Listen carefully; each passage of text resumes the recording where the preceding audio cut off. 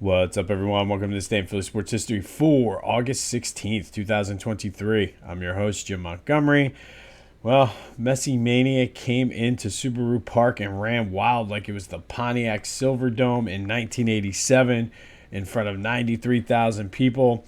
4-1 win for Inter Miami. Messi only had the one goal, but that was really all they needed.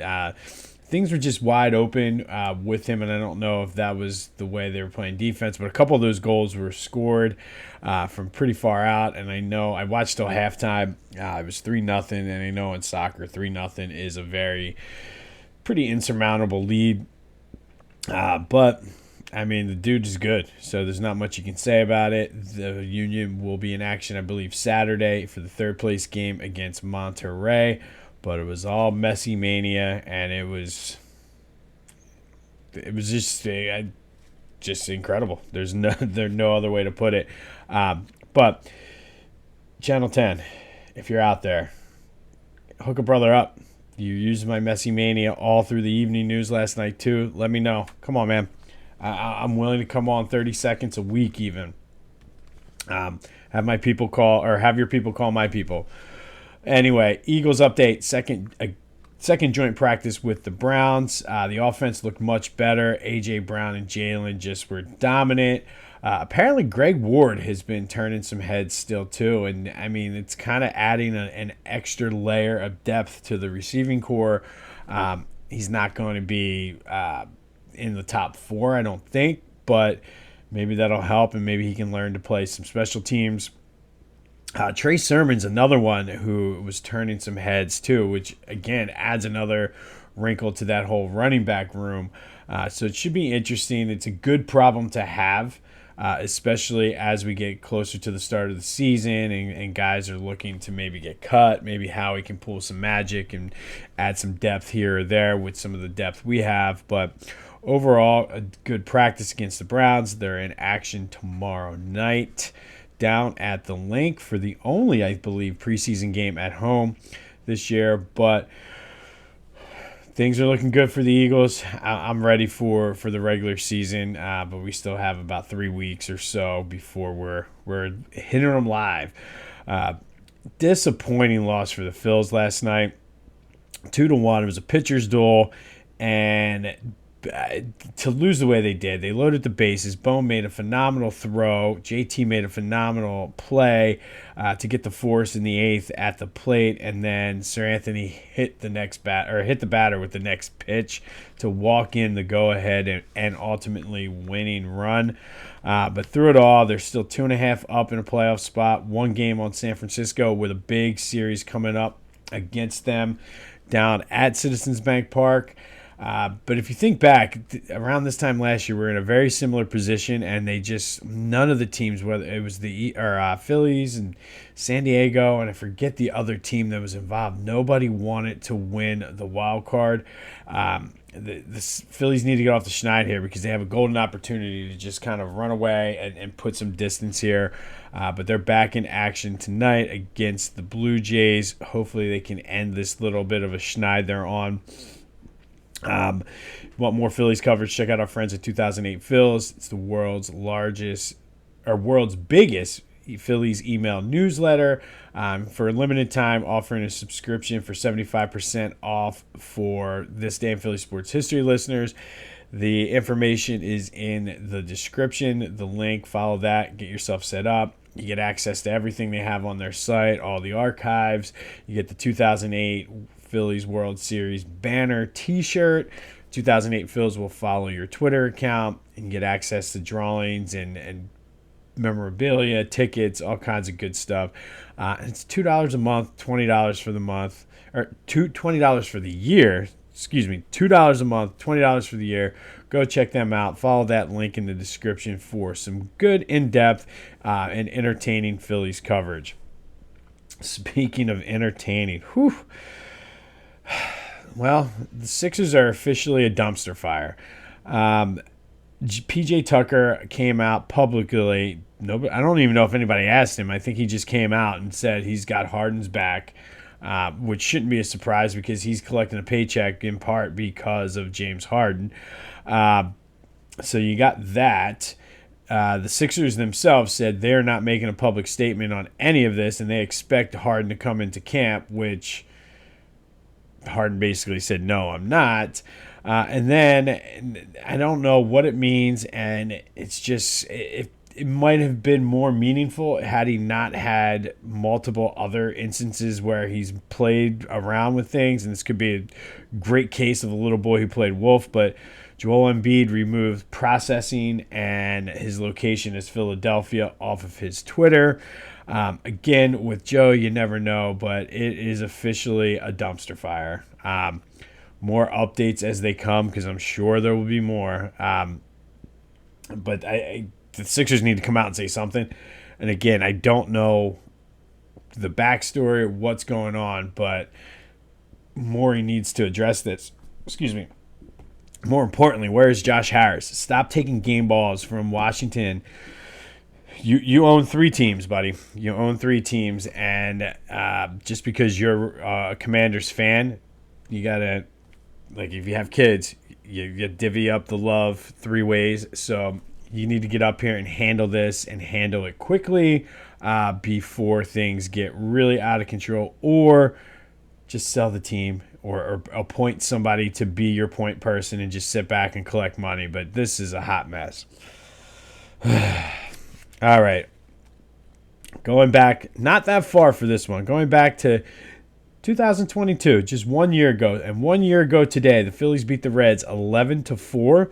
Rhys Hoskins hit 2 home runs, had 5 RBI. Derek Hall hit a homer. Castellanos had a homer and 2 doubles. Garrett Stubbs hit a homer. Gene Segura went 3 for 5. Just a great offensive day for the Phils. Kyle Gibson got the win, but this is important because we talked a couple months ago about, or actually almost a month ago, about the Phillies' 10,000th loss. This was the Phillies' 10,000th win, and it occurred a little over 15 years from the day that they had the 10,000th loss. They were the 9th team to get to 10,000 wins. Next up is likely Boston, who's 142 or so away, or Cleveland, who is 259. And I think those numbers were going into this season, so they're both a little bit closer. So it's likely Boston is going to get it. Phillies are just behind the Yankees for at number 9 all-time in wins. However, they are 27th out of 30 teams all-time for winning percentage. They have the 2 titles in 80 and 2008, won the pennant in 15, 50, 83, 93, 2009, 2022, won 100 games 3 times. We talked about the losses, but this is a positive one today. They won 70 in 76, 77, and 2011. They won over 100 games. But on this day in 2022, the Phillies franchise got their 10,000th win in team history. Want to celebrate the Phillies' 10,000 wins? Hell, you want to celebrate their 10,000 losses? Go check out our friends at phillygoat.com. They have a great selection of Phillies gear. And I feel like every week there's a new shirt coming out. This week it's the Believe shirt. Didn't even really get to promote the Trey Hay Kid shirts for Trey Turner because they're just pumping out shirts like it's their job, which I guess kind of it is their job. But anyway, go to phillygoat.com for all your Phillies needs. Celebrate the 10,000th win. So get some of the Kelly Green Eagles gear that Hugh Douglas has been promoting. You're a fan of drama? Get a James Harden shirt. Get a Joel Embiid shirt. Why not? But just go support them. It's back to school. They have long sleeve tees, hoodies, hats, stickers, you name it. Go check them out. Be sure to use that promo code Jim Montgomery for 10% off. It helps me out, helps you out, helps Philly Goat out. Everyone is happy. That's phillygoat.com. Promo code Jim Montgomery for 10% off. All right, 31 questions in 31 days. Today we take a look at the safeties. And just like the linebackers, the Eagles are trying to replace some good players. Biggest among them was C.J. Gardner-Johnson, who basically much like James Harden on his way out, definitely burned a few bridges and flipped everybody off on the way out. But overall, I think they're going to be okay. Terrell Edmonds, they picked up and signed. Reed Blankenship is another one of those guys who's been looking good in camp. He had couple interceptions over the course of the 2 practices on Deshaun Watson. So right now it looks like those 2 are going to be the starters. They drafted Sidney Brown, who has a ton of potential. Kayvon Wallace has been looking good. Justin Evans. Is Howie going to make another move? There's just so many questions, but I think they're going to be okay. But Edmonds and Blankenship have a long line of tradition of Eagles being good at safety, going back to Andre Waters, Brian Dawkins, Malcolm Jenkins.